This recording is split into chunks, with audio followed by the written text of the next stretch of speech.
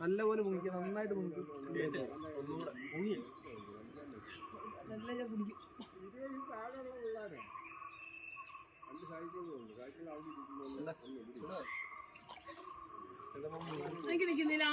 ചെയ്യാൻ പോവാ. ഇനി ആദ്യമേ 3 പ്രാവശ്യം പോകും. കാടിനകത്ത് വെള്ളം വായി കുടിച്ചിറക്കിയ ഇല്ല, അതല്ലേ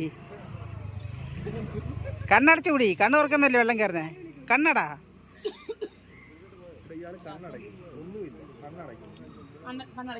കണ്ണടച്ച് വായ അടച്ച് മൂക്കോടാ.